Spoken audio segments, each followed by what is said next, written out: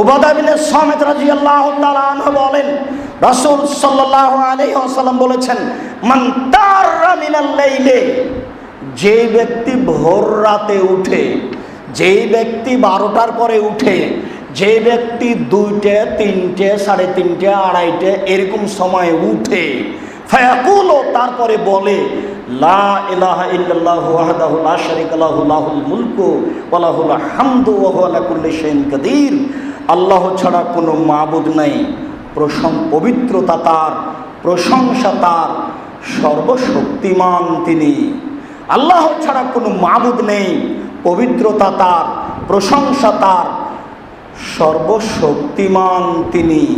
তারপরে বলেন সুবহানাল্লাহি আলহামদুলিল্লাহি ওয়া লা ইলাহা ইল্লাল্লাহু আল্লাহু আকবার, পবিত্রতা তার, প্রশংসা তার, তিনি ছাড়া কোনো মাবুদ নেই, সবার চেয়ে বড় তিনি, প্রশংসা তার, পবিত্রতা তার, তিনি ছাড়া কোনো মাবুদ নেই, সবচেয়ে বড় তিনি।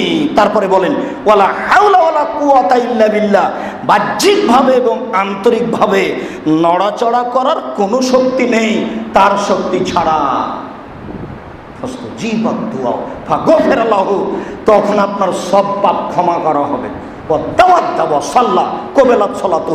অজু করলো, সালাত আদায় করলো, এটা কবুল করা হবে।